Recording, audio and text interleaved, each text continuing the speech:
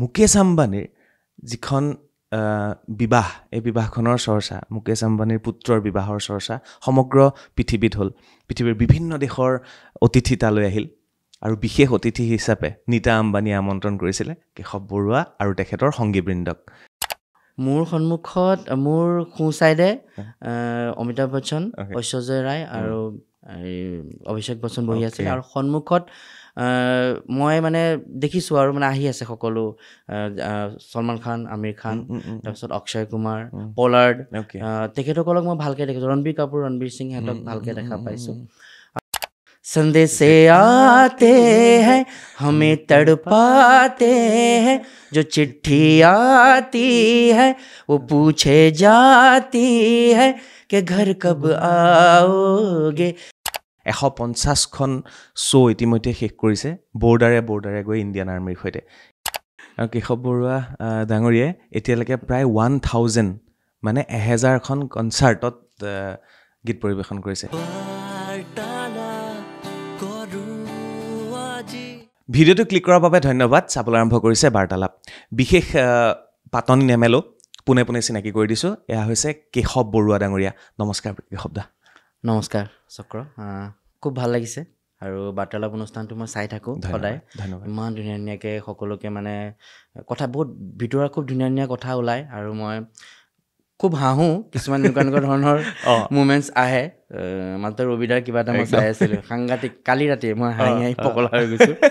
সঁচাকৈ খুব ধুনীয়া কাম কৰি আছা আৰু ধন্যবাদ বাৰ্তালাপলৈ মোক মানে আমন্ত্ৰিত কৰি ধন্যবাদ আৰু আজি আপোনাৰ কথা উলিয়াম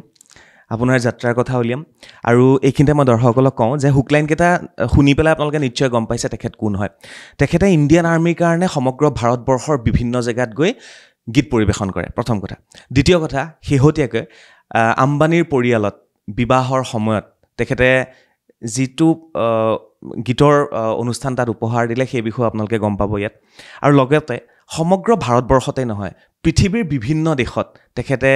অসমৰ সংগীতৰ লগতে ভাৰতীয় শাস্ত্ৰীয় সংগীতৰ লগতে আধ্যাত্মিক সংগীতৰ পৰা আৰম্ভ কৰি সকলো ধৰণৰ সংগীত বিশ্বৰ দৰবাৰলৈ লৈ গৈছে বহুতে তেখেতক চিনি নাপায় কিন্তু খুব ডাঙৰ কথা যে তেখেতে ইমানখিনি কাম কৰি আছে অসমৰ ল'ৰা বহুত বছৰৰ পৰা কাম কৰি আছে আৰু মোৰ ঘৰৰ ওচৰৰ ল'ৰা সেইকাৰণে আৰু মোৰ বেছি ভাল লাগিছে আকৌ এবাৰ তেনেকৈ পৰিচয়টো দিলোঁ তাকে মোৰো ভাল লাগিছে দেখা পায়ে থাকোঁ শুনা পায়ে থাকোঁ আৰু মাগনি একেবাৰে আমাৰ ওচৰ একদম মই তাতে হেৰি তেতুন পুখুৰী হাই ছেকেণ্ডেৰী স্কুল তাতে পঢ়া অসমীয়া মিডিয়ামত পঢ়া সেইটো মানে ভাল হ'ল আৰু এতিয়া অসমীয়া মিডিয়ামত পঢ়াৰ কাৰণে সকলো বস্তু পাইছোঁ বুজি পাইছোঁ তাকে মই গৌৰৱান্বিত আজি গম পাইছে আপোনাক লগ পাই যেতিয়া আমি অনুষ্ঠানটো ৰেকৰ্ড দিয়াৰ আগত আমি বহুত সময় কথা পাতি লওঁ যেতিয়া গৈ আছে যে মই ইণ্ডিয়ান আৰ্মিৰ কাৰণে সমগ্ৰ ভাৰতবৰ্ষৰ বিভিন্ন জেগাত গৈ পেলাই মই তেখেতে কেশৱ বৰুৱা ডাঙৰীয়াই গীত পৰিৱেশন কৰে ইণ্ডিয়ান আৰ্মিৰ পৰা আৰম্ভ কৰোঁ হ'ব তাৰ আগতে মই ভাবোঁ আপোনাৰ কণ্ঠত কিবা এটা শুনাই দিয়ক যাতে গম পাই লগ ৰাইজে আপুনি কোন হয় ঠিক আছে যিহেতু যিকোনো শুভ কাম এটা কৰাৰ আগমুহূৰ্তত আমি গণপতি বাপ্পা গণেশ বন্দনা গাওঁ তাকে অকণমান মই গাই দিছোঁ গণেশ বন্দনা আৰু গুৰু বন্দনা ঠিক আছে वक्रतुंड महाकाय सूर्यकोटि समप्रभा निर्विघ्नं कुरु मे देव सर्वकार्य सुसर्वदा गुरुर्ब्रह्मा गुरुर्विष्णु गुरुदेवो महेश्वरा गुरु साक्षात् परब्रह्मा तस्मै श्री गुरुवे नमः ध्यानमूलं गुरुर्मूर्ति पूजामूलं गुरुर्पदं मन्त्रमूलं गुरुर्वाक्यं मोक्षमूलं गुरुकृपा ধন্যবাদ প্ৰশ্ন বহুত উদয় হৈছে মোৰ মুখত মানে মনত মই অসমলৈ আহিম গহপুৰলৈও যাম জন্মস্থানৰ কথা পাতিম কিন্তু মুম্বাইৰ পৰা আৰম্ভ কৰিলে বেছি ভাল লাগিব মুম্বাইত গুৰু কোন আপোনাৰ আৰু কেনেকৈ মুম্বাইৰ পৰা পৃথিৱী দৰ্শন কৰি আছে পৃথিৱীক আপুনি ভাৰতৰ অসমৰ কথা কৈ আছে মুম্বাইত গুৰুৰ আগতে প্ৰথমে মোৰ নন্দ বেনাৰ্জী ছাৰ ৰিচেণ্টলি ঢুকালে নিশ্চয় মোৰ গুৰু মই গুৱাহাটীৰ পৰাই সেই যাত্ৰা আৰম্ভ কৰা তেখেতেই আজি মই যি কৰি আছোঁ গোটেই তেখেতৰে অৱদান তাৰপিছত আদিগুৰু তাৰপিছত প্ৰথম মই বিজু কুমাৰ ৰামচাৰী মই সংগীতৰ আকাশ শিকিছিলোঁ তাৰপিছত মই লক্ষ্ণৌতো আছিলোঁ তাৰ লক্ষ্ণৌত ডক্টৰ বসন্ত কুমাৰ শইকীয়া দেৱ তেখেতে মোক শিকাইছিলে আৰু তাৰপিছত মই যেতিয়া মুম্বাইলৈ উৰা মাৰিলোঁ তাত গৈ মই সুৰেশ ৱাটকাৰজীৰ আজীৱাচন বুলি একাডেমি তাত শিকিলোঁ তেখেতৰ ৱাইফ পদ্মা মেম আৰু সম্পদা মেম আৰু তাতে মানে বিভিন্ন সান্নিধ্য পালোঁ সকলোৰে আৰু তেনেকৈ মোৰ গোটেই যাত্ৰাটো আৰম্ভ হৈছিলে আৰু এইখিনিতে মই কৈ থৈ দিওঁ যে কেশৱ বৰুৱা ডাঙৰীয়া তেখেতৰ গুৰুৰ কেইবাগৰাকীও নাম ক'লে এতিয়া সমগ্ৰ পৃথিৱীৰ বিভিন্ন শিক্ষাৰ্থীক তেখেতে অনলাইনত সংগীতৰ শিক্ষা দিয়ে অসমীয়া সংগীতৰ ভাৰতীয় সংগীতৰ শাস্ত্ৰীয় সংগীতৰ শিক্ষা দিয়ে এই কথাখিনিও পাতিম এতিয়াতো বিশ্বৰ গুৰু আপুনি গুৰু হোৱাকৈ নাই বাৰু যি নহওক শিক্ষা আমাৰ মানে ছাৰো কয় মই সংগীতৰ এজন মানে শিষ্য চিৰজীৱন ময়ো সংগীতৰ শিষ্য একদম এবাৰ আহিলোঁ ইণ্ডিয়ান আৰ্মিলে হয় ইণ্ডিয়ান আৰ্মিৰ লগত মানে মোৰ NCC আছিলে বহুত কেম্প কৰিছোঁ যাবলৈ খুব ইচ্ছা আছিল ইণ্ডিয়ান আৰ্মিত ঘৰৰ ভাল আছিলে কিন্তু ফুল প্ৰিপেৰেশ্যন আছিলে C চাৰ্টিফিকেট ল'লোঁ বহুত আৰ্মিৰ লগত বহুত অনুষ্ঠান কৰিলোঁ বহুত কেম্প কৰিলোঁ যিটো ডিচিপ্লিন আজি এই ডিচিপ্লিনখিনি আৰ্মিৰ পৰা পাইছোঁ যেতিয়া আৰ্মিৰ লগত অনুষ্ঠান কৰা হয় তাৰ ডিচিপ্লিন বেলেগ হয় বেলেগ ডিচিপ্লিন বহুত বেলেগ সাংঘাতিক ডিচিপ্লিন গতিকে মই সেইটোৱে জানিম ইণ্ডিয়ান আৰ্মিৰ লগত কেনেকৈ জড়িত হ'ল আচলতে আমাৰ এটা কনচেপ্ট আছে একম সত্য মানে এটাই সত্য তো সেইটো আমাৰ MIW বুলি এজন বেংকাৰ আছিলে তেখেত স্পিৰিচুৱেল মিউজিক খুব ভাল গায় তো ফাইনেলি তেখেতৰ গুৰু বাসৱানী বুলি তেখেতে ক'লে যে তই কিবা এটা মিছন লৈ আহিছ পৃথিৱীলৈ তই কিবা এটা কৰ তাত তেখেতৰ মনত সেই ভাৱটো আহিলে যে মই মানে যিটো আমাৰ গোটেই আমাৰ মিউজিকে এনেকুৱা এটা মানে আমাৰ ভাষা যিটোৰ থ্ৰুদি আমি মানে কোনো এটা জাত পাত নাই সকলোৱে বুজি পায় আৰু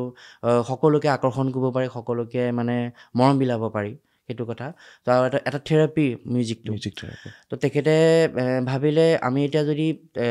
মডাৰ্ণ ছংটো গাই চবে ন' ডাউট সেইখন বেলেগ এটা পৃথিৱী আছে মডাৰ্ণ ছঙৰ কিন্তু আমি যদি যিবিলাক আমাৰ আধ্যাত্মিক বা আমাৰ বিভিন্ন কবিৰ দাস সুৰ দাস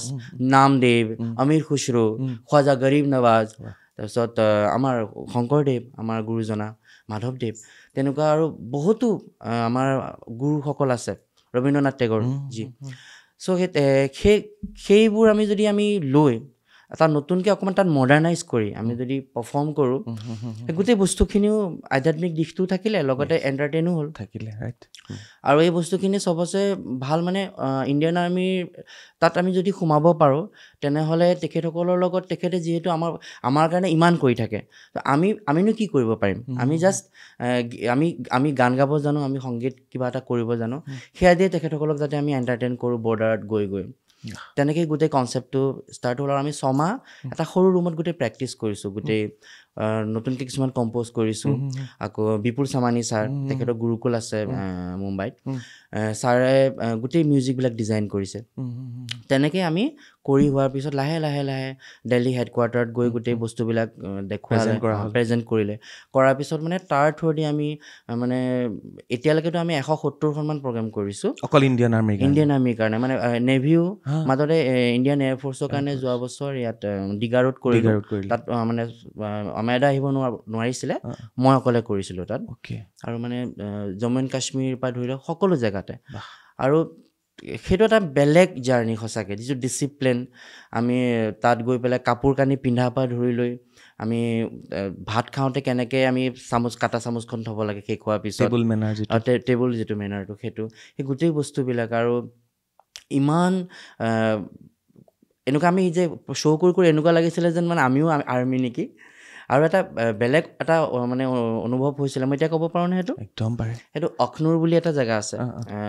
জম্মু এণ্ড কাশ্মীৰত তাত মানে সেইটো বহুতে জানে বা বহুতে নাজানেও, তাত এখন তবি বুলি নদী আছে। তাবি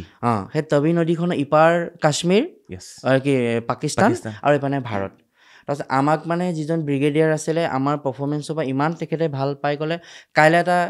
আপোনালোকক আমি এটা গিফ্ট দিম, যিটো মানে অকল আমাৰ ইয়াৰ প্ৰাইম মিনিষ্টাৰ যাব পাৰে আৰু তাত তেনাত জৱানহে যাব পাৰে, তাৰ বাদে কোনো যোৱা এলাও নাই তাত। আমাক এস্কৰ্ট দি পেলাই ৰাতিপুৱা 5টা বজাত পঠাইছে। তাত গৈ আমি দূৰবীণৰ পৰা চাইছোঁ মানে নদীখনৰ ইপাৰে পাকিস্তানৰ আৰ্মি এনেকৈ ঘূৰি ফুৰিছে, আমাৰ এইফালে ইণ্ডিয়ান আৰ্মি ঘূৰি ফুৰিছে। আৰু তাতে এটা কথা গম পালোঁ, সেই নদীখনৰ সিফালেও বাংকাৰত 24 ঘণ্টা পাকিস্তান আৰ্মি থাকে আৰু এইফালেও আমাৰ 24 ঘণ্টা থাকে। যদি 1 ছেকেণ্ডো ইফাল সিফাল হয় মানে, কাৰণ সিফালৰ পৰা গুলিটো মাৰিয়ে থাকে ন এনি টাইম, প্ৰতি 10-15 মিনিটৰ পিছত মানে গুলি বৰ্ষণ হৈ থাকে। আৰু তাৰপৰা আগতে সেইটো এলাউ নাছিলে বোলে, তাৰপৰা তেখেতসকলে ক'লে মোদীজী অহাৰ পিছত বোলে সেইটো এলাউ কৰিছে যে সিহঁতি 10টা মাৰিলে আমাৰো 10টা গুলি মাৰিবি, এনেকুৱা বুলি তাৰ আৰ্মি আমাক কৈছে কথাটো। তাত কিবা মন্দিৰ এভাগ আছে নেকি য'ত গৈ পূজা দিয়ে, এনেকুৱা মই ক'ৰবাত এটা পাইছিলোঁ। আছে চাগে দেই, সেইটো মই ইমান নাজানো। আৰু তাত মানে সেই তবি নদীখনৰ মানে আমাক দূৰবীণ আছে, দূৰবীণেদি চাব পাৰি। আৰু তাত মানে স্নাইপাৰৰ খাতৰা বুলি লিখা আছে মানে, কাৰণ সিহঁতৰ স্নাইপাৰবিলাক আমাতকৈ বেছি অলপ পাৱাৰফুল, বেলেগে প্ৰভাইড কৰে যে। চ' আমি মানে এনেকুৱা এটা বেষ্টনীৰ মাজত আমি থাকি দূৰবীণেদি চাই পেলাই গোটেই বস্তুখিনি প্ৰত্যক্ষ কৰিছিলোঁ। সেইটো এটা মানে সাংঘাতিক ভাল এক্সপিৰিয়েঞ্চ, সাংঘাতিক এক্সপিৰিয়েঞ্চ। আৰু মানে তাক গোটেই কাহিনীবিলাক আমাক বৰ্ণনা কৰিছিলে, কৰি যিজনে আমাৰ কামাণ্ডাৰ যিজনে মানে কথাবিলাক কৈ মানে বোলে আভি মাৰ ডালুংগা, এনেকুৱা মানে একদম এগ্ৰেছিভ হৈ গৈছিল মানে, ইমান খং। তহঁতি বোলে আমি দূৰবীণেদি চাওঁতে দেখিছোঁ এনেকৈ বাল্টিঙেদি পানী লৈ গৈ আছে মানে ওপৰলৈ পাহাৰলৈ। তেখেতে কৈছে তোৰ লগা অকাত নেকি, কিবা কিবি এইবিলাক মানে সিহঁতৰ এগ্ৰেশ্যনটো মানে, সেই ডিচিপ্লিনটো আৰু নিজৰ দেশখনৰ কাৰণে যিটো মানে ভাৱটো, যিটো দেশপ্ৰেম, সেইটো সাংঘাতিক মানে, আচৰিত আৰু সঁচাকৈ। চ' সেয়া আছিল ইণ্ডিয়ান আৰ্মিৰ কথা। ইণ্ডিয়ান আৰ্মিৰ বিভিন্ন জেগাৰ এতিয়ালৈকে 150খন ঠাইত, মানে বৰ্ডাৰৰে হওক বা নেভি হওক, এয়াৰফ'ৰ্চ হওক বা আমাৰ কি থাকে আৰু নৌসেনা, বায়ুসেনা আৰু স্থলসেনা, সকলোৰে লগত কেশৱ বৰুৱা ডাঙৰীয়াৰ টীমে বা কেশৱ বৰুৱা ডাঙৰীয়াই তাত অনুষ্ঠান পৰিৱেশন কৰিছে। ইয়াতকৈ আৰু ডাঙৰ কথা কি হ'ব পাৰে, গৌৰৱৰ কথা। গতিকে মই এবাৰ জানি লওঁ, কাশ্মীৰ হৈ গ'ল, আৰু ক'ত ক'ত কৰা হ'ল? আৰু আমি 150খন বাৰু নালাগে, লেহ লাডাখ কৰিছোঁ, কি ৱাগা বৰ্ডাৰ যে, ৱাগা বৰ্ডাৰত মানে ইণ্টাৰেষ্টিং কি হৈছিলে, তাত সজোৱাৰ কামখিনি আমাৰ আছাম ৰেজিমেণ্টক দিছিলে। তাৰপিছত মই তাত দেখিলোঁ আছাম ৰেজিমেণ্ট লিখা আছে। তাৰপিছত মই অসমীয়া ল'ৰা এটাও যে তেনেকুৱা এটা গ্ৰুপত গাই আছে, তাততো কোনো জ্ঞাত নহয়। মই মাজতে যেতিয়া গাই থকাৰ মাজতে মই আমাৰ এটাক ক'লোঁ, মই অকণমান ছাৰপ্ৰাইজ দিব বিচাৰিছোঁ এটা, কৰ তোৰ কৰ। তেখেতে কিন্তু মানে সেইটো এলাউ কৰিলে, তেখেতে হেৰি নকৰে মানে, ইনচিকিউৰিটিটো নাই মানে। তাৰপিছত মই ক'লোঁ ভালে আছেনে সকলো ইয়াতে? তাৰপৰা সিহঁতি অলপ শ্বক হৈছে, অসমীয়া কেনেকৈ, অসমীয়া কোন আছে, ধেই হাত উঠিছে আৰু আছাম ৰেজিমেণ্টৰ। তাৰপৰা মই তেনেহ'লে অকণমান বিহু গাই দিওঁ। বিহু গোৱাৰ লগে লগে মানে তাত ৰখাব পৰা নাই মানে, তাৰ মানে তেনেকুৱা ধৰণৰ পৰিস্থিতি আৰু সেইটো এটা খুব মানে মেমৰিবল। তাৰপিছত মই শ্বিলঙৰ আমাৰ যিটো আছাম ৰেজিমেণ্ট তাত কৰিছোঁ। তাৰপিছত আমাৰ টেঙা ভেলীত কৰিছোঁ। তাৰপিছত আৰু বিভিন্ন জেগা আমি মানে হিচাৰ বুলি এটা জেগা আছে, মেইনলি একদম বৰ্ডাৰ এৰিয়াবিলাকত বেছি হয়, বৰ্ডাৰ এৰিয়াবিলাকত বেছি কৰিছোঁ একদম। আৰু ইণ্ডিয়ান আৰ্মিৰ ওচৰত কোনবিলাক গীত গোৱা হয়? মানে যিহেতু আমাৰ ইণ্ডিয়ান আৰ্মি যেতিয়া তাতে দেশভক্তিৰ গান প্ৰায় মই আৰম্ভ কৰোঁ। শুনি যাওঁ নেকি? অকণমান কৈ কেনেকৈ আৰম্ভ হয়? মেৰে দেশ কি ধৰতী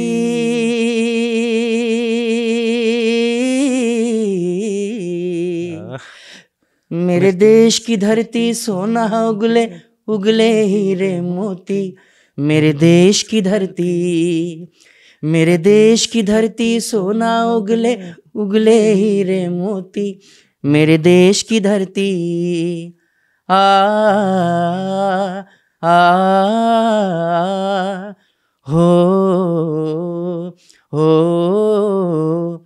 তাৰপিছত কৰ্মা গানটো গোৱা হয়। কৰ্মাৰ কোনটো मेरा कर्मा तू मेरा धर्मा तू मेरे सब कुछ तू मेरा ना ना ना आ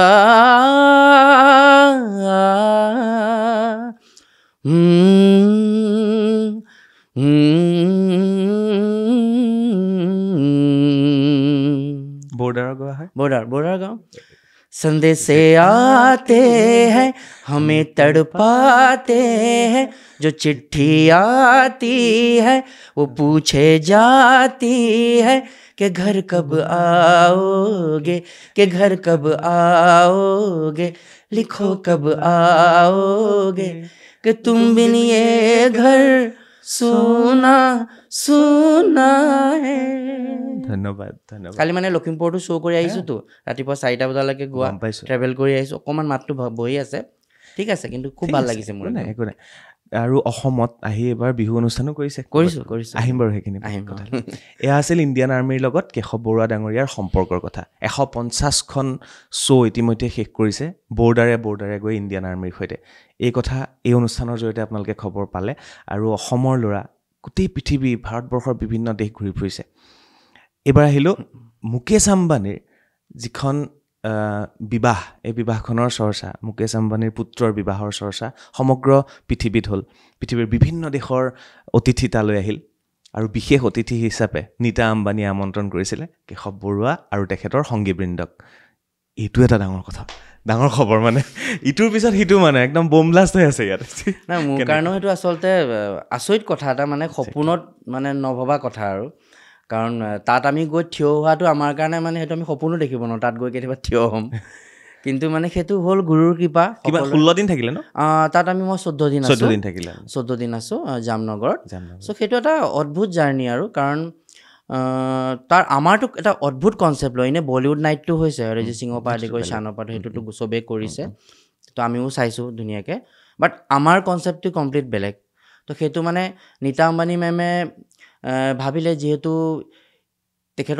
তেখেতসকলৰ বিয়া যেতিয়া বিশ্বজুৰিটো প্ৰসিদ্ধ হ'বই সকলোৱে গম পাবই সকলোৰে চকু থাকিব তো আমাৰ যিটো কালচাৰ আমাৰ ভাৰতৰ আমাৰ সনাতন ধৰ্মৰ আমাৰ ঐতিহ্য আমাৰ মন্ত্ৰ স্তোত্ৰমৰ যিটো আমাৰ পাৱাৰ সেই বস্তুটো তেখেতসকলক যাতে আমি দেখাওঁ আমাৰ ঐতিহ্যটো যাতে আমি দেখাওঁ চ' আমাৰ যিটো ঐতিহ্যটো তো সেই বস্তুটো যাতে গোটেই বিশ্ববাসীৰ আগত দেখুৱাম এইটো এটা তেখেতৰ কাৰণে ভাল প্লেটফৰ্ম একদম চ' তেখেতে ভাবিলে যে আমাৰ যিটো বিয়াত যিবিলাক স্তোত্ৰম পাঠ হয় আমি বিয়া খাবলৈ যাওঁ মন্ত্ৰবিলাক উচ্চাৰণ হৈ থাকে আমি ধ্যানো নিদিওঁ বা বুজিও নাপাওঁ কিন্তু তাত কেনেকুৱা শ্ৰী চুক্তম পুৰুষ চুক্তম অথৰ্ব গণপতি স্তোত্ৰম তেনেকুৱা ধৰণৰ বিশ্বম্ভৰী মন্ত্ৰ এনেকুৱা ধৰণৰ বেলেগ ধৰণৰ মন্ত্ৰ উচ্চাৰণ হয় তাত আৰু সেই উচ্চাৰণখিনি ভাবিছে আমি একদম প্ৰফেশ্যনেল পণ্ডিতকো আনি গোৱাব পাৰে বাট পণ্ডিতে গালে কি প্ৰত্যেকে নিজৰ স্কেলত গাব চ' সেই বস্তুটো অকণমান মানে একদম হেৰি নহয় মানে তো ভাবিছে আমি যদি এটা স্কেলত বান্ধি পেলাই আমি গোটেই 11টা মন্ত্ৰ উচ্চাৰণ যদি আমি কৰাব পাৰোঁ কমচে কম 1000মান ছিংগাৰ 1000জন মিউজিচিয়ানে বজাব 1000মান ডান্সাৰে ডান্স কৰি থাকিব চ' সেই তেনেকুৱা এটা কনচেপ্ট ভাবিছিলে আৰু আমাৰ অজয়তুল ছাৰক ক'লা এতিয়া আমাৰ সেইটো খুব ভাল তেখেতসকল আধ্যাত্মিক যিবিলাক গানবিলাক বনায়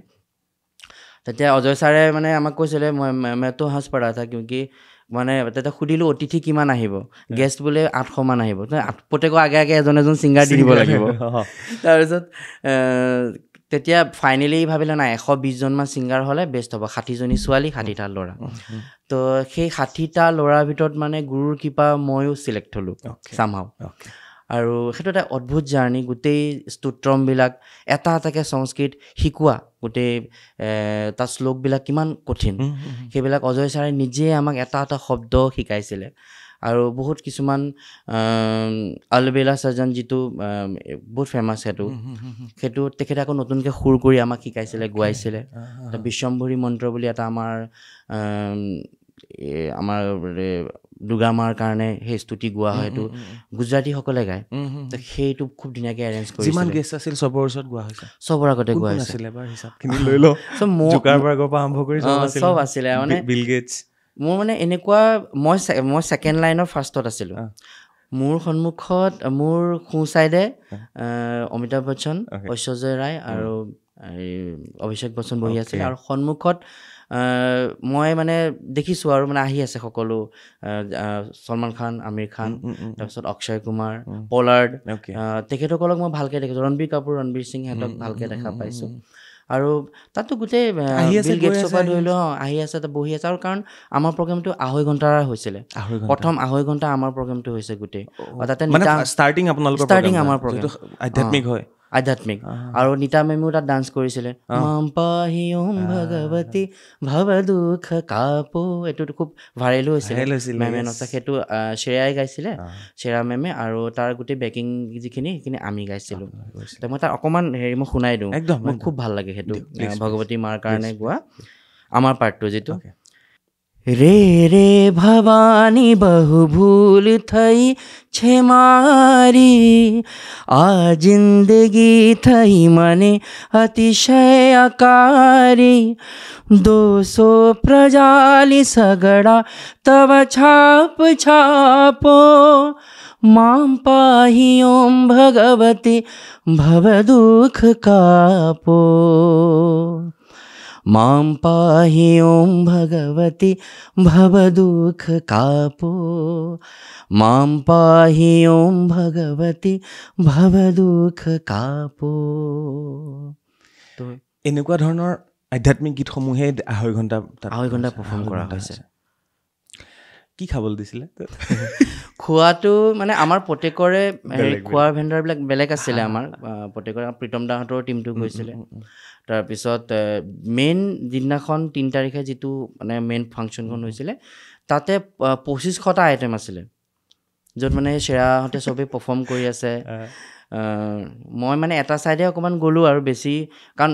গোটেই চেলিব্ৰিটিখিনি থকাৰ কাৰণে আমাক তেনেকৈ যাব দিয়া নাই তাৰপিছত আমি আৰু মনে মনে গৈ পেলাই চালোঁ আৰু অৰিজিত সিং আহিছে মই ইমান ডাঙৰ ফেন হয় সুখবিন্দৰ সিং তাত আমাৰো শেষ হৈছে ইফালে তাত বাৰ্চিলোনাৰ পৰা এটা টীম আহিছিলে হিন্দী গানবিলাক গোটেই হিন্দী বজাইছিলে সিহঁতৰ পৰা ষ্টাৰ্ট হৈছে তাৰপিছত তাৰপৰা আমি আৰু খাই বৈ পটাপট খাই আহি গৈছোঁ আৰু সেই গোটেই প্ৰগ্ৰেমটো আধাতকৈ বেছি চালোঁ তেনেকুৱা থাকিবলৈ ক'ত দিছিলে থাকিবলৈ আমাক মানে তাত গোটেই হোটেলবিলাক অলৰেডি অকুপাইড আছিলে চ' আমাক দ্বাৰকাত ৰাখিছিলে দ্বাৰকাত 2খন ৰিজৰ্ট লেমন ট্ৰী আৰু এখন বাপু ৰিজৰ্ট বুলি 2খন তাত বুক কৰিছিলে 5 ষ্টাৰ হেৰি গোটেই দুইখন তাতে আমি 120 জন আৰ্টিষ্ট আৰু মিউজিচিয়ান 100 জন আমি এইখিনি তাত একেলগে আছিলোঁ আৰু কি জানিব মন আছে আপোনালোকৰ মোৰতো বহুত জানিব মন আছে অসমীয়া খানা কি আছিলে কিবা আছিলে নে পালে নে কিবা অসমীয়া খানা তেনেকুৱা একো পোৱা নাই আমাৰ অসমীয়া বুলি ক'লে আমি মাছ ভাল পাওঁ আমি নন ভেজটো বেছি ভাল পাওঁ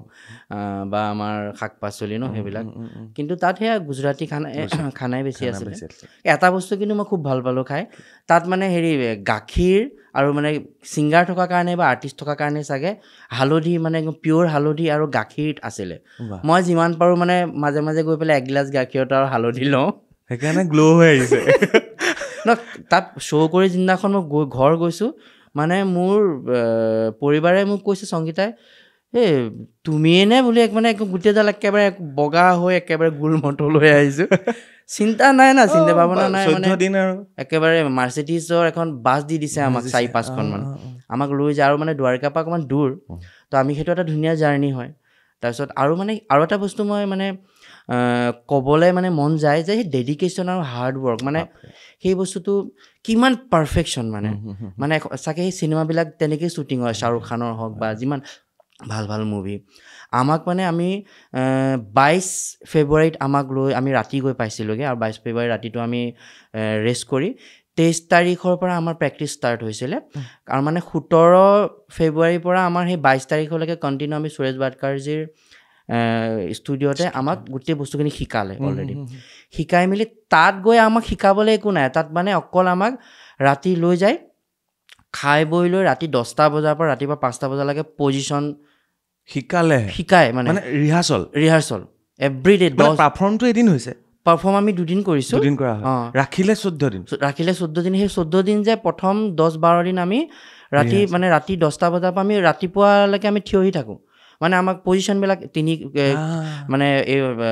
ব্ৰাইড এণ্ড গ্ৰুমছ এণ্ট্ৰি হোৱাৰ লগে লগে আমি কিমান কদম পিছফালে যাব লাগিব ইমান খোজ আমি চবৰে মানে প্ৰতিটো মন্ত্ৰতে আমাৰ পজিশ্যন বেলেগ বেলেগ কাৰণ ব্ৰাইড এণ্ড গ্ৰুম লগত মানে মুভমেণ্ট আছিলে পূৰা তো সেই বস্তুখিনি আমাক শিকাওঁতে মানে কিমান আৰু তাত ডান্সাৰ্ছৰ এণ্ট্ৰি হ'ব তাত ডান্সাৰ্ছ বিভিন্ন কোনোবা এনেকুৱা শিৱ এণ্ট্ৰি আছে, তাৰপিছত বিভিন্ন ধৰণৰ ডান্সাৰ্ছবিলাকৰ এণ্ট্ৰি আছে, আকৌ ঢোল লৈ পেলাই এগাল তেনেকৈ ঢোল বজাই সেয়া আৰ্টিষ্টৰ এণ্ট্ৰি। তো আমি সেই বস্তুবিলাক তেতিয়া মই চাইছোঁ অজয় অতুল ছাৰ ৰাতিপুৱা 5টা বজালৈকে মাইক লৈ চিঞৰি আছে, আব এছা কৰোঁ। 100টা মিউজিচিয়ান মানে 100টা বেলেগ ইনষ্ট্ৰুমেণ্ট, আমাৰ ইণ্ডিয়াৰ চব ফ'ক ইনষ্ট্ৰুমেণ্ট। মানে এখন বিয়া নাছিল, কিমান কৰোৰৰ বাজেট আছিলে? 1000 কোটি বুলি কৈছে, কিন্তু মোৰ দেখি এনেকুৱা লাগিছে 2000-3000 কোটি মান বেছি হ'ব চাগে। এইটো হিচাপত 1000 কৈছে আৰু মানে এখন ডাঙৰ কি ক'ম আৰু সেইবিলাক নাজানো আৰু, কিন্তু অনুভৱ কৰিছোঁ কেশৱ বৰুৱা ডাঙৰীয়াৰ পৰা যে তাত কিমান এটা কি পৰ্যায়ত হৈছিল ফিল কৰক আপোনালোকে। এনিৱে এয়া আছিল কাহিনী কেশৱ বৰুৱাৰ, যে আম্বানীৰ পুত্ৰৰ বিবাহত তেখেতে অনুষ্ঠান কৰিবলৈ সক্ষম হৈছিলে। আৰু এনেকৈয়ে ভাৰতবৰ্ষৰ বিভিন্ন ঠাই, পৃথিৱীৰ বিভিন্ন ঠাইত তেখেতে গীত পৰিৱেশন কৰি গৈ আছে। এতিয়া আহিলোঁ পৃথিৱীৰ, ভাৰতৰ পৰা ওলাই যাওঁ। ঠিক আছে। পৃথিৱীৰ ক'ত ক'ত কেনেকৈ কি হৈ আছে? ক'ত মানে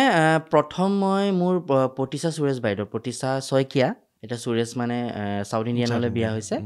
বাইদেউ বহুত ভাল সত্ৰীয়া ডান্স কৰে, আৰু বাইদেউ বহুত ধুনীয়া কিছুমান কনচেপ্ট ডিজাইন কৰি গুৰুজনাৰ কমলাবাৰী সত্ৰৰ পৰা গোটেই আমাৰ ভকতসকলক লৈ যায়। কাৰণ মই বৰগীত তেনেকৈ মানে শিকা নাই, তেনেকৈ মানে ভালকৈ শিকা নাই, কিন্তু বাইদেৱে মোক সুৰবিলাক দি দিয়ে, কথাবিলাক দি দিয়ে, গোটেই দি পেলাই মই সেই ৰেকৰ্ড কৰি তেনেকৈ শিকি বাইদেউৰ লগত গাওঁ। তেনেকৈ কৰোঁতে মোৰ সেই প্ৰথম মানে মই 2011 চনত মুম্বাই গৈছোঁ, তাৰ পৰা মানে 2012 মানৰ পৰা ষ্টাৰ্ট হৈছে সেই মোৰ জাৰ্ণিটো। 2013 চনত মই আগষ্ট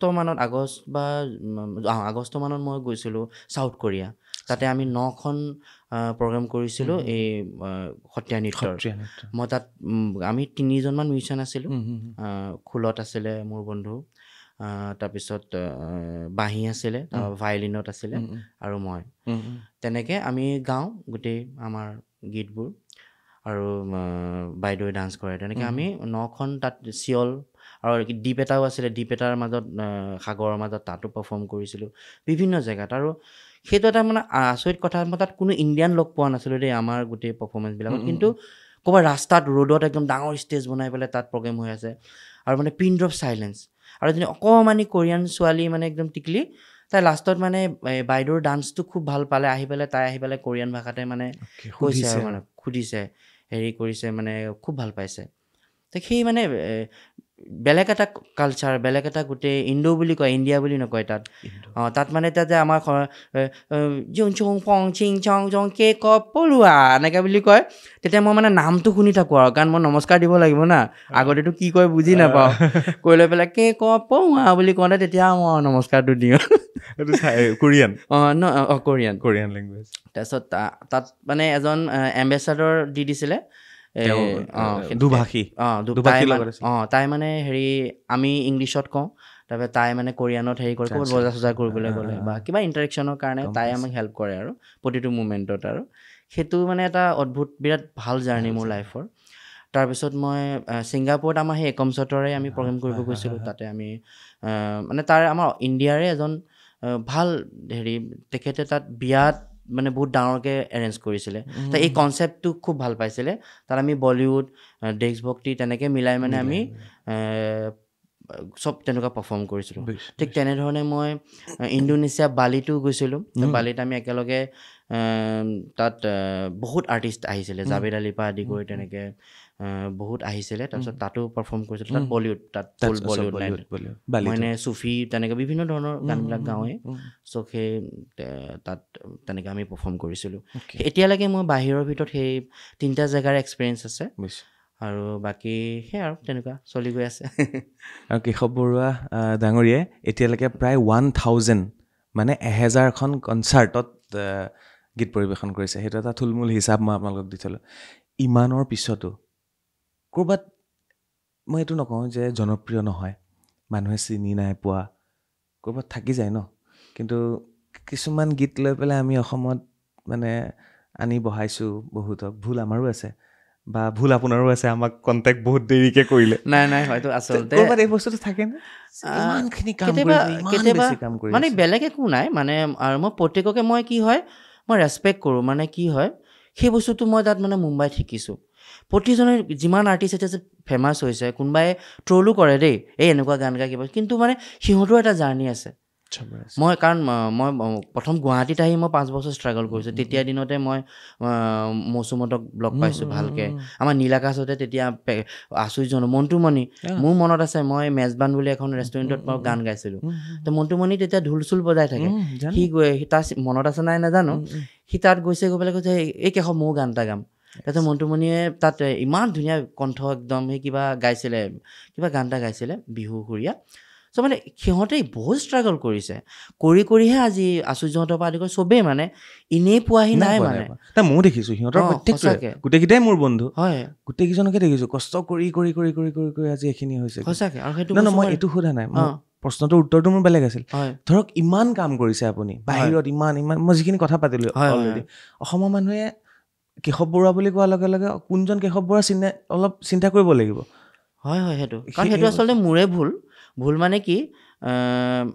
আজিকালি যুগটো এনেকুৱা মই নিজে ওলাই আহিব লাগিব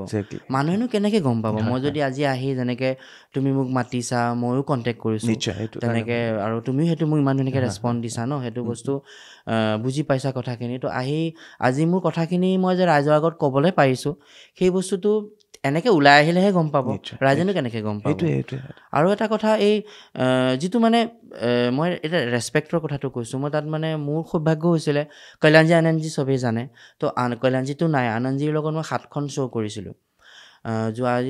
6-7 বছৰমানৰ আগত তো এতিয়া ইমান নকৰে চিফ গেষ্ট হিচাপে যায় কাৰণ বয়সো হৈছে 86-87 ইয়াৰ্ছমান হৈছে চ' তাতে মানে আমি আহমেদাবাদত এখন প্ৰগ্ৰেম কৰিব গৈছিলোঁ তাত যাওঁতে তাতে এখন আংকল এজনে মোক লৈ গৈছিলে তাৰপিছত তাত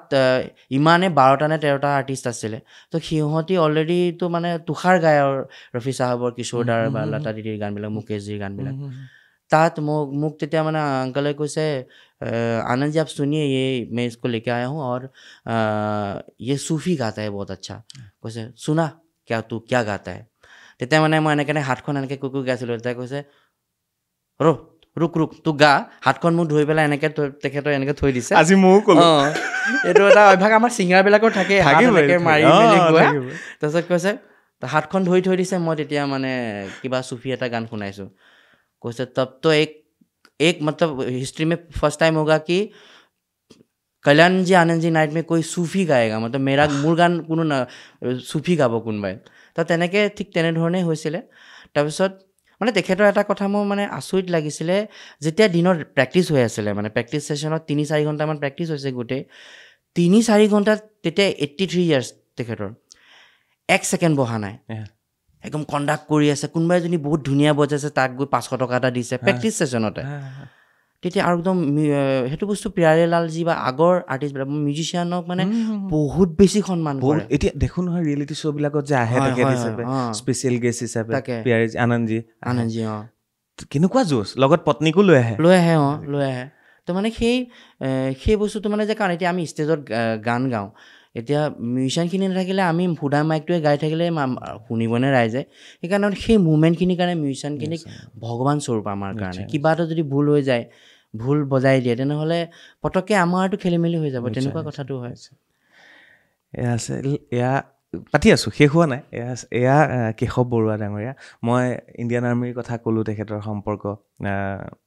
আম্বানীৰ ঘৰৰ সম্পৰ্ক ক'লোঁ পৃথিৱীৰ বিভিন্ন দেশত সম্পৰ্ক ক'লোঁ বলিউডৰ সম্পৰ্ক ক'লোঁ এতিয়া ঘূৰি আহিছোঁ অসমলৈ অসমৰ সম্পৰ্কখিনি কওক এতিয়া ঘৰৰ পৰা পৰিয়ালৰ পৰা কেনেকৈ যাত্ৰা আৰম্ভ হ'ল মই আচলতে মোৰ দেউতাৰ ঘৰ ধলপুৰ শিমলুগুৰি আৰু দেউতাৰ অৰুণাচলত চাকৰি আছিলে 2009লৈকে 2009 ঢুকালে দেউতা কিমিনত কৰ্মৰত হৈ থাকোঁতে তেতিয়া ঢুকালে তাৰপিছত আমাৰ সেইকাৰণে ঘৰ দুৱাৰ আমাৰ মামাহঁতৰ ঘৰৰ কাষত ঘাঁহিগাঁৱৰ পৰা সোমাই যাব লাগে নিৰ্মলা বাগান ওচৰতে ইটাপাৰা বুলি এখন গাঁও আছে তাতে মই ডাঙৰ হোৱা মামা ঘৰত আৰু আমাৰ গাঁওবিলাকত সেই অকণমান মইনা পাৰিজাত তেনেকুৱা ধৰণৰ পৰিৱেশ এটা থাকেই আৰু যিহেতু দেউতাই খুব ধুনীয়া লোকগীত গাইছিলে মায়ে খুব ধুনীয়া গান গায় তো সেইটো এটা পৰিৱেশ পাই মাহীহঁতেও গুণগুণাই থাকে তেনেকৈ এটা মানে গীতৰ প্ৰতি মোৰ এটা ৰাপ এটা সৰুৰ পৰাই আছিলে তো তাৰপৰা স্কুলত আহি কম্পিটিশ্যনবিলাক এনেই আৰু হাৰমনিয়াম নাই একোৱেতো নাজানো একো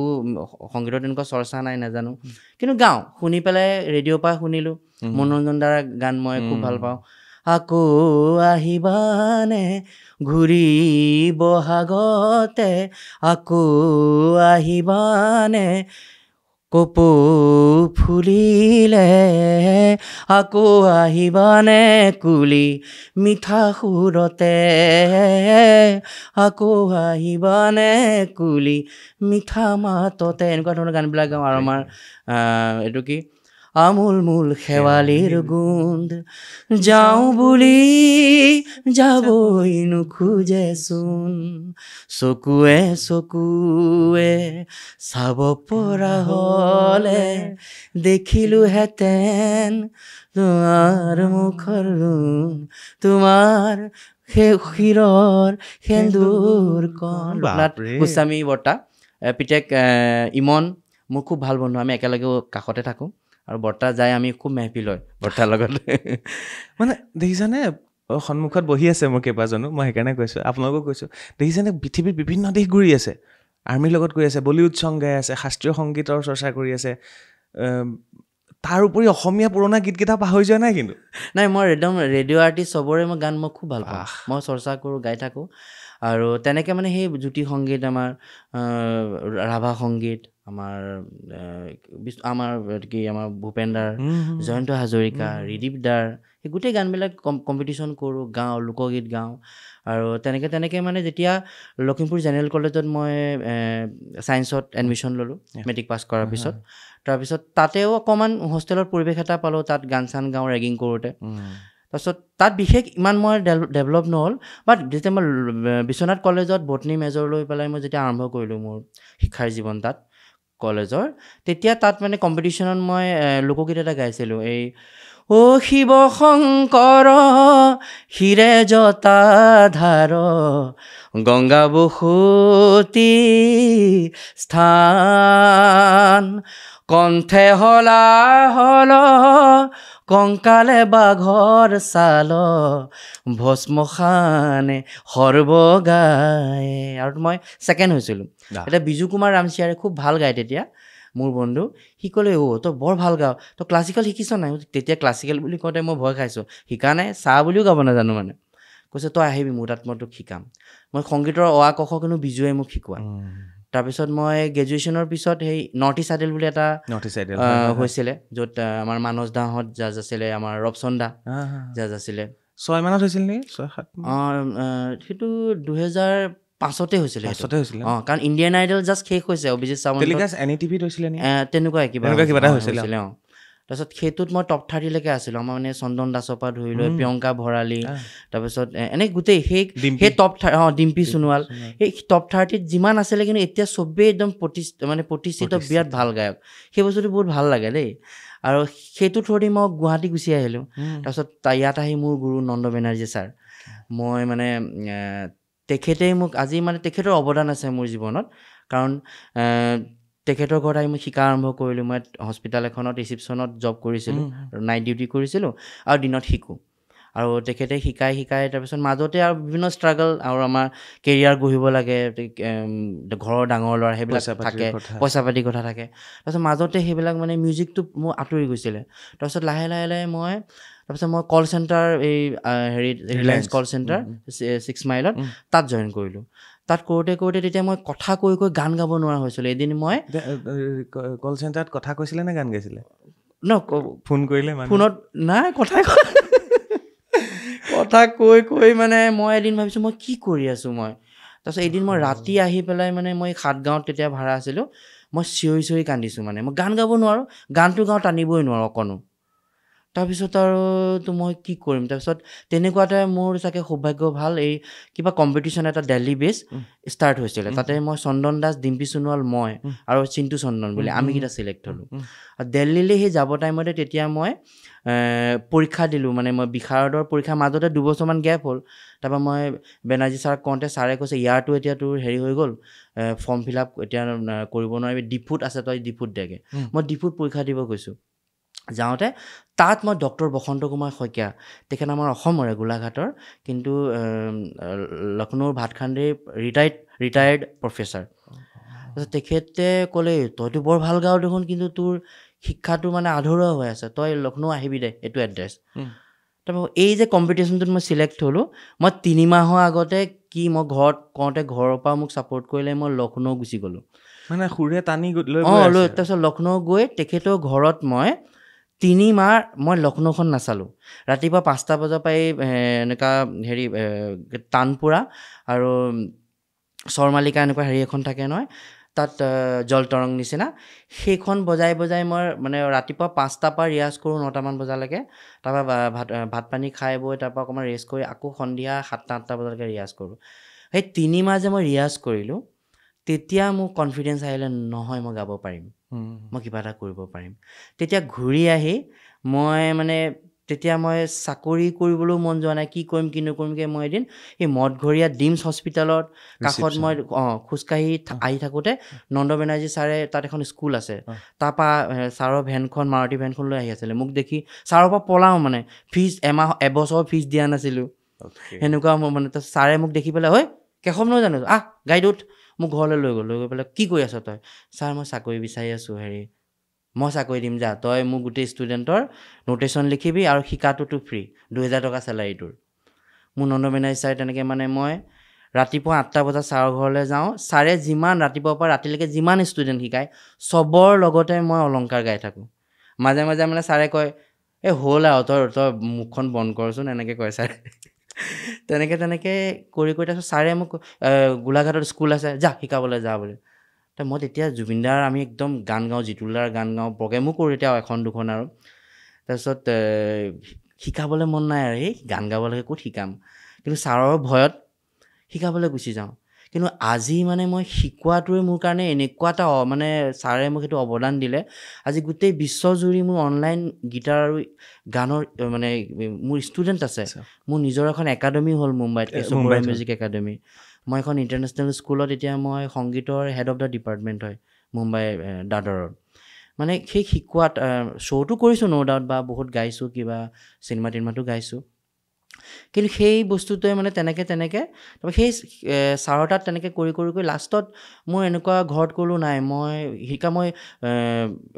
হিন্দী গানবিলাক বেছিকৈ গাই থাকোঁ। মানে মোৰ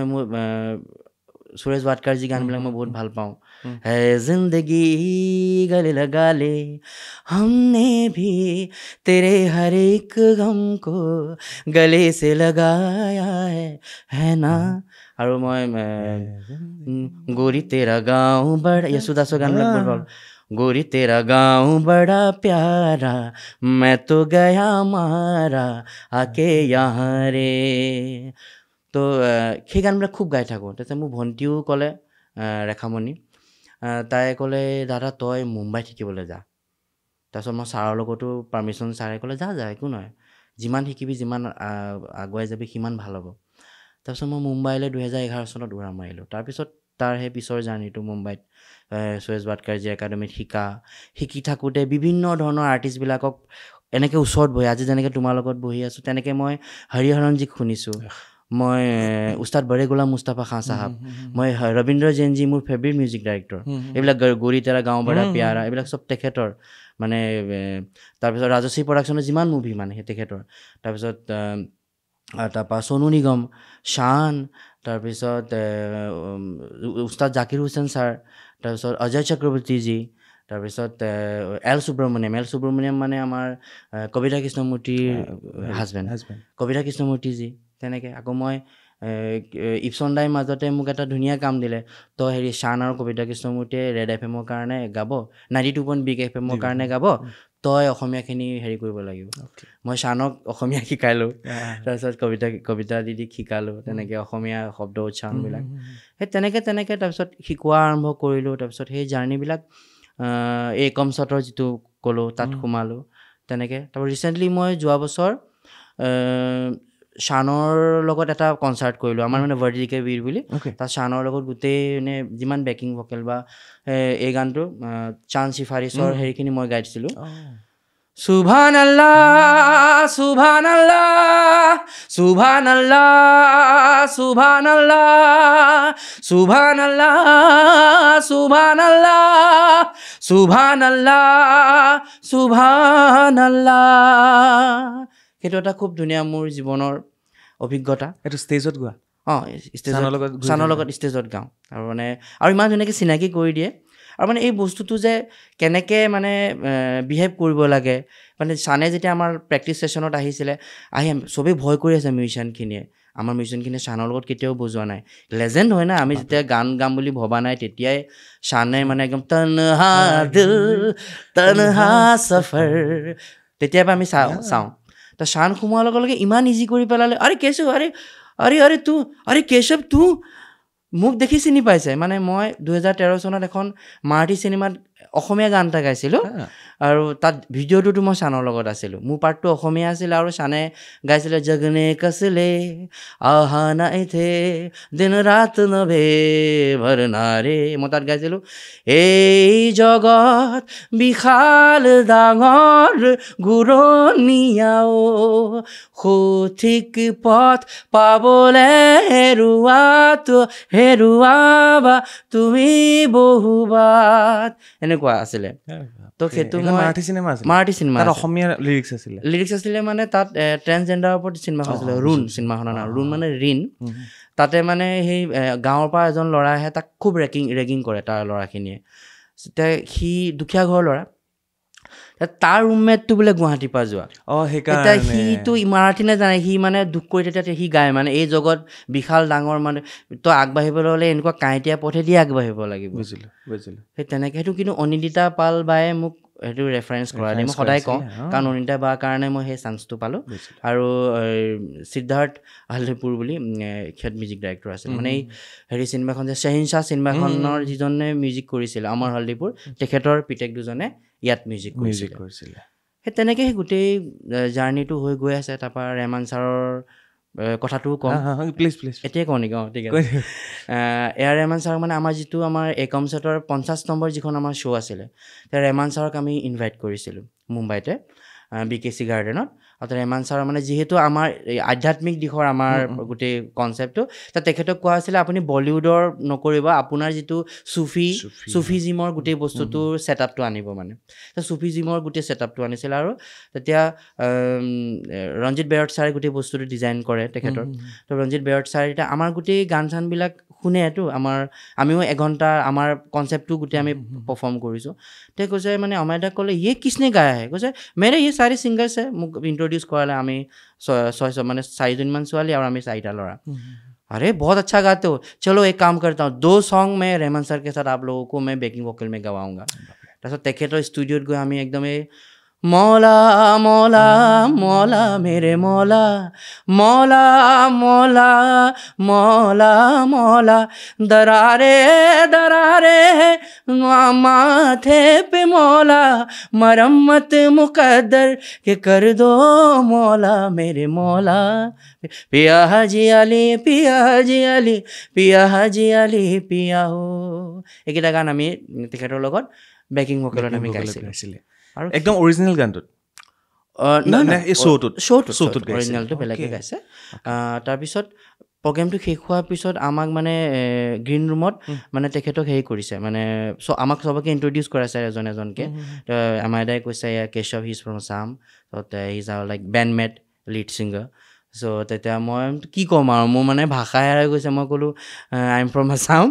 আই am big fan of you বুলি কৈ পেলাই সেৱাটো কৰিছোঁ আৰু তো তেখেতে মানে মূৰতে এনেকৈ হাতটো দি দিছে আৰু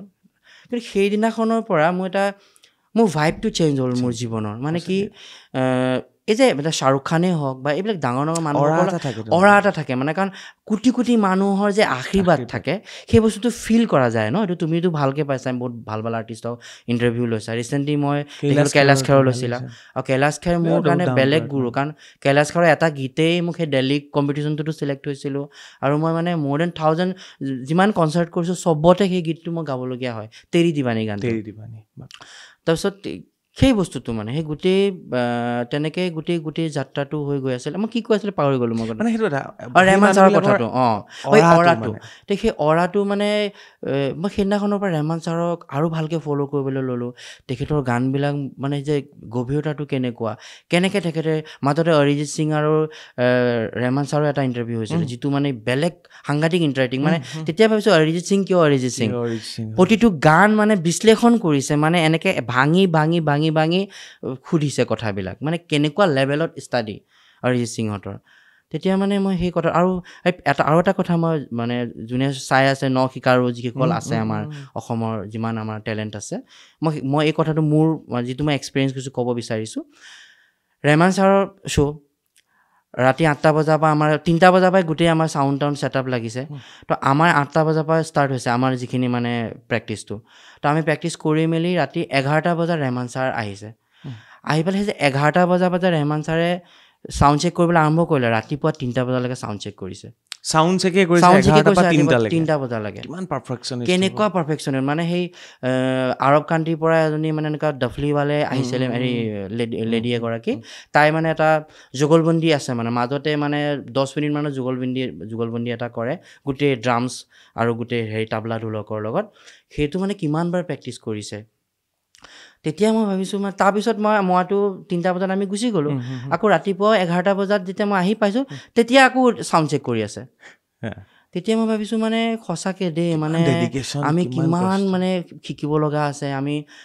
কিমান সেই আচলতে এইটো অনুৰাগ মোক খুব ভাল বন্ধু বা নীলোৎপল সিহঁতি অনুৰাগৰ লগত আমি একেলগে মই বহুত কিবা কিবি গায়ো থাকোঁ নীলোৎপলৰ লগতো এতিয়া অনুৰাগে সেই কথাটো মোক কয় সদায় যে কেশৱ যেতিয়াই এনেকুৱা লাগিব মানে মানুহে বহুত এপ্ৰিচিয়েট কৰিবলৈ ল'ব বহুত জানো বুলি তেতিয়াই মই কি কৰিম তেতিয়া মই লগে লগে সেই বাৰ্চেলোনা এনেকুৱা ক'ৰবালৈ গুচি যাম মানে সেই যায়ো দেই গৈ পেলাই তাত মানে মই নিজৰ অকাতটো মই এইটোহে অনুৰাগ শইকীয়া আহি পেলাই মই আকৌ মই ভাঙি চিঙি মই আকৌ নতুনকৈ মই নিজৰ এই কথাটো অনুৰাগ আৰু নীলোৎপলে মোকো কয় কিমান যে আদৰুৱা কিমান যে আমি একোৱেই নহয় ইমান কণ মাত্ৰ আমি একোৱেই যে নহয় তথাপি কেশৱ বৰুৱা ডাঙৰীয়া গোটেই পৃথিৱীখন ঘূৰিছে ইমান মানুহক লগ পাইছে ইমান অনুষ্ঠান কৰিছে তাৰপিছতো আজি ইমান ডাউন টু আৰ্থ আৰু ইমান জনাখিনি মইতো বুজাব মই সুধিবই পৰা নাই আজি তেখেতে নিজেই কৈ আছে খুব ধুনীয়াকৈ আৰু তেনেকুৱা এগৰাকী ব্যক্তিক লগ পাই ভাল লাগিল যথেষ্ট ভাল লাগিল আৰু যিখিনি পাৰোঁ আপোনালোকলৈ আগবঢ়াবলৈ চেষ্টা কৰিলোঁ শেষ কৰিম কেশৱদা হ'ব শুভেচ্ছা থাকিলে আৰু ঘূৰি ফুৰক আৰু মানুহক লগ পাওক আৰু শিকক আৰু শিকাওক আৰু আপোনাৰ এটা কথা কৈ যাওক মুম্বাইত ক'ত আছে আপোনাৰ অনুষ্ঠান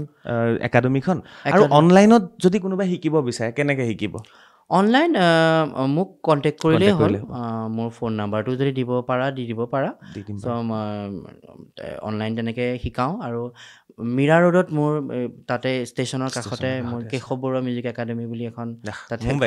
মুম্বাইত ষ্টাৰ্ট কৰি দিলোঁ আৰু মানে আচলতে মই প্ৰথমে ইনষ্টিটিউট বুলি দিব ধৰিছিলোঁ মোক সেইটো পাপু লেফটি বেজ যে আমাৰ আহি থাকে সি মোক ক'লে কেশৱ তুমি একাডেমি বুলি দিয়ে একাডেমি মানে ডাঙৰ সেই কনচেপ্টটো সি মোক ৰাতি মানে মই কিবা মনটো বেয়া লাগিলে মই পাপুলৈ ফোন কৰোঁ সি এটা মানে বেলেগ ফিলচফাৰ ইমান ভাল বন্ধু জীৱনটোত বহুত বেলেগ ধৰণৰ ষ্ট্ৰাগল তাৰপৰা সি মোক সেই কথাটো মোক বৰ ধুনীয়াকৈ মানে হেৰি কৰিলে আৰু মই তেতিয়া আৰম্ভ কৰি দিলোঁ তাৰপিছত সেয়া এতিয়া যাত্ৰা হৈ গৈ আছে যোনে শিকিব বিচাৰে মই মোৰ সীমিত জ্ঞানেৰে মই যিখিনি মোৰ অনুভৱ এক্সপিৰিয়েঞ্চ সেইখিনিয়ে মই শিকাব বিচাৰোঁ আৰু সেই কথাটো মই সুৰেশ ভাটকাৰজী একাডেমীত কৈছিলে যে আপুনি যিখিনি শিকে সেইখিনি বিলাই দিব লাগে যিমান বিলালে মানে শিকাই পেলাই শিকিব পাৰি মানে সেই কথাটো তো সেইটোৱে মোৰ আশা আৰু মই যিমানখিনি কিবা কাৰণ মই নিজে শিকিবৰ কাৰণে বহুত ষ্ট্ৰাগল কৰিছোঁ ক'ত কি গৈ কেনেকৈ শিকিছোঁ সৰুৰ পৰা আমাৰ তেনেকুৱা এটা শিকাৰ পৰিৱেশটো অকণমান নাছিলে বা তেনেকুৱা পৰিৱেশ বা আমাৰ জেগাবিলাকত অকণমান হেৰিও কিন্তু মানে আমাৰ উঠি অহা ল'ৰা ছোৱালী আমাৰ টেলেণ্টৰ অভাৱ নাই অসমত কেনেকুৱা গায় কেনেকুৱা বজায় এতিয়া ইণ্ডাষ্ট্ৰিতটো গোটেই বজোৱা হ'ব এতিয়া সুনিধি চৌহানৰ লগত গোটেই আমাৰ মৃন্ময়ে বজায় ন ঈশানহঁতে বজায় গোটেই সোপা মানে এতিয়া অভিলাষ ফুকনদাই 17 বছৰ হ'ল আমাৰ সোণু নিগমৰ লগত বজাই থকা সেইদিনাখন আকৌ হেৰিত ভাল লাগিছে মোৰ আম্বানীৰ শ্ব'ত আমাৰ শ্ব' শেষ কৰি পেলাই গুচি মানে আমাৰ কৃষ্ণ প্ৰধান যে সি গীটাৰ মোক দেখিবলৈ ঐ তই কেনেকৈ তাৰপৰা মই এনেকৈ আহিছোঁ ষ্টেজৰ ওপৰলৈ গ'লোঁ তাৰপৰা চেৰাদিৰ লগত চিনাকি কৰি দিলে সি ভাল লাগে তেনেকা নিজৰ আমাৰ লগৰ ল'ৰা ছোৱালী আৰু ওলাই গৈ আছে দেই এতিয়া লক্ষীনন্দনহঁতে গৈ আছে লক্ষীনন্দন বিৰাট ধুনীয়া এতিয়া পাপনদাৰ লগত কৰি আছে আৰু সি বিৰাট ধুনীয়া কৰি আছে সেইটো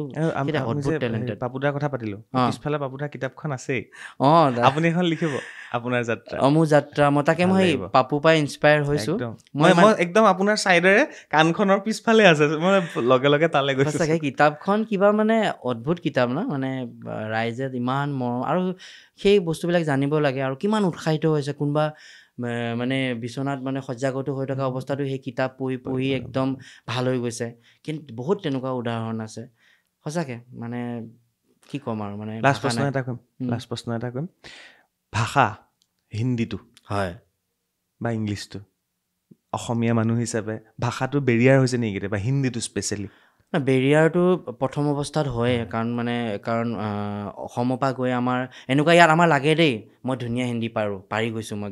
গান ধুনীয়া গাওঁ, তাত প্ৰতিটো শব্দতে ভুল ধৰে, কাৰণ তাত এটা টোন থাকে, মানে আমি হিন্দী হয় চটো চ বুলিয়ে কৈছোঁ, বাট আমি তাত এটা টমাটাৰৰ ট বুলিয়ে কৈছোঁ, কিন্তু তাত সেই ঢেক এটা থাকে, সেই ঢেকটো মানে আহিবলৈ বহুত সময় লাগে। চ' মই এতিয়াও নাভাবোঁ যে মোৰ আহিছে বুলি, তথাপিও কিন্তু মোৰ সৌভাগ্য হৈছে, মই ৰমেশ বুলি এজন শ্বায়াৰ আছে, তেখেত ইমান মানুহে নাজানে, কিন্তু তেখেতৰ ঘৰত ফয়েজ আনোৱাৰৰ পৰা ধৰি লওক যিমান ডাঙৰ ডাঙৰ শ্বায়াৰ চব গৈ বহেগৈ, আৰু মোৰ সৌভাগ্য হৈছিলে মই বহুত দিন তেখেতৰ লগত গৈ ৰাতি গৈ বহি দিওঁগৈ, গোটেই শ্বায়াৰে একদম মুশ্বায়ৰা হৈ থাকে, তাত মানে মই তলফুজ বিভিন্ন, তাত মই তৰবিয়ত বুলি শব্দটো শিকিছোঁ। তৰবিয়ত মানে আপব্ৰিঙিং,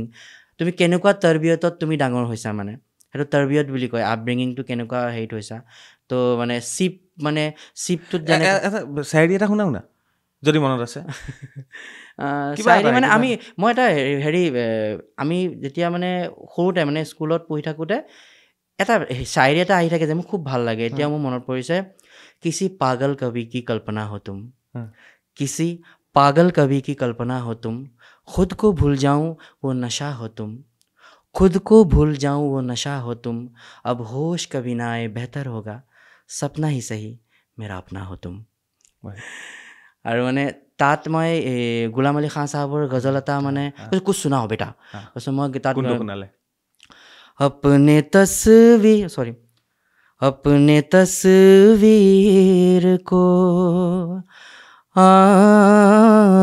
आँखों से लगाता क्या है, अपने तस्वीर বহু বছৰ গাইছোঁ, আকৌ এবাৰ গাইছোঁ একদম। अपने तस्वीर को आँखों से लगाता क्या है, एक तरफ मेरी तरफ भी तेरा जाता क्या है, मेरी रुसवाई में वो भी है बराबर के शरीक, मेरी रुसवाई में वो भी है बराबर के शरीक, मेरे किस्से मेरे यारों को सुनाता क्या है। তো তেখেতসকলে মোক কৈছে মানে নৰ্থ ইষ্টৰ পৰা আমি লাষ্ট 40-50 বছৰৰ ভিতৰত এনেকুৱা তলফুজত ফাৰ্ষ্ট টাইম আমি শুনা পাইছোঁ, মোক ষ্টেণ্ডিং অভিশ্যন দিছিলে আটাইকেইজনে, তো সেইকাৰণে সেইটো মোৰ কাৰণে বহুত ডাঙৰ আশীৰ্বাদ, আৰু শিকিব লাগিব সেইটো ক'লে বুলি যে বহুত কিবা, কাৰণ সেইটো এটা উৎসাহ পাইছোঁ যে মই মানে পাৰিম, নিশ্চয় মই শিকিলে পাৰিম, সেইটো সেয়া যাত্ৰা চলি আছে, চলি থাকক। বিদায় লওঁ তেতিয়াহ'লে আজিলৈ। ভাল লাগিল, যথেষ্ট ভাল লাগিল কেশৱ দা, আৰু লগ পাই থাকিম আমি, মুম্বাই গ'লেও লগ পাম, তাত ভাল লাগিব আৰু বেছি ভাল লাগিব, আৰু ভালকৈ কেতিয়াবা আপোনাৰ একাডেমীত যাম, তাত প্ৰায় গৈ থকা হয় মুম্বাই, গ'লে এবাৰ নিশ্চয় যাম, নিশ্চয় তাৰ বস্তুবিলাকো দেখুৱাবলৈ চেষ্টা কৰিম। আৰু মানে বহুত বহুত ধন্যবাদ, বাৰ্তালাপ অনুষ্ঠানটো মোৰ খুব প্ৰিয় অনুষ্ঠান, আৰু নিজাববীয়াকৈ তুমি গঢ়ি তুলিছা, আৰু সেইটো ইমান ইজি নহয়, মই দেখিছোঁ বিভিন্ন নিউজ চেনেলত ইমান ধুনীয়া কাম কৰি নিজৰ সেই গোটেই অভিজ্ঞতাখিনি লৈ আজি ইমান ধুনীয়াকৈ মানে এটা অনুষ্ঠান আৰু শিক্ষাও দি আছা ন ষ্টুডেণ্টক, গোটেই মোৰ পৰা বহুত বহুত শুভেচ্ছা জনালোঁ, আৰু ৰাইজক আশীৰ্বাদ বিচাৰিছোঁ, আৰু অহা বছৰ মই মানে এতিয়া মই ইমান দিন মুম্বাইত যি শিকিছোঁ, যিখিনি মোৰ এক্সপেৰিয়েঞ্চ, মই কিন্তু এটা অসমত ভালকৈ মানে পূৰা 100% দিম, মানে অসমতো কৰক, অসমত এতিয়া মানে মই কৰিব লাগে মানে, কাৰণ ৰাইজৰ ওচৰলৈ মই নিজে যাব লাগিব,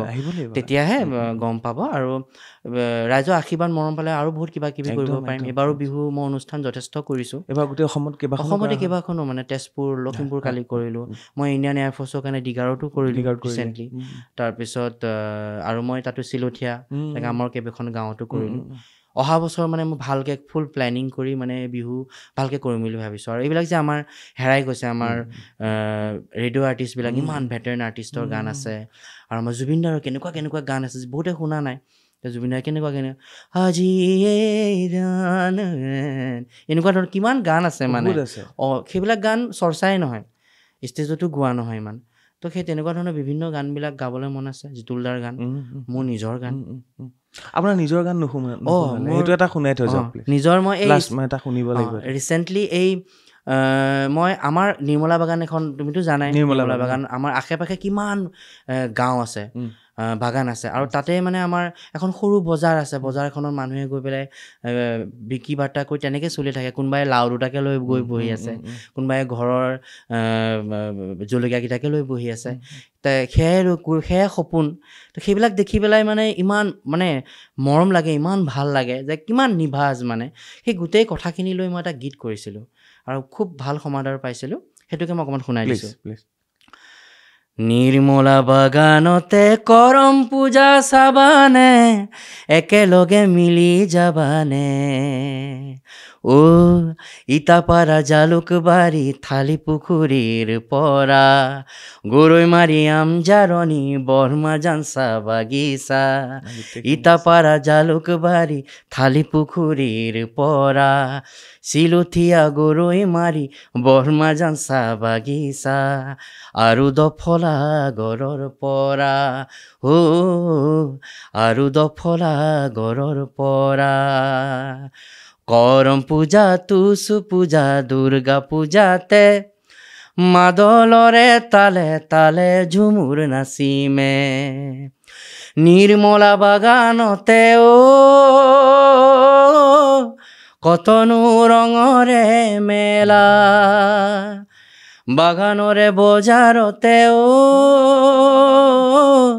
বেপাৰীৰ সপোনৰ টোপোলা, এইবাৰ মিনিটোক লাল চাৰি আনি দিম, তেতুনবাৰী মিছা মাৰি য'তে লাগে কিনি দিম, এইবাৰ মিনিটোক লাল চাৰি আনি দিম, তেতুনবাৰী মিছা মাৰি য'তে লাগে কিনি দিম, এইবাৰ বানাচ পালে পুৰা মিনি।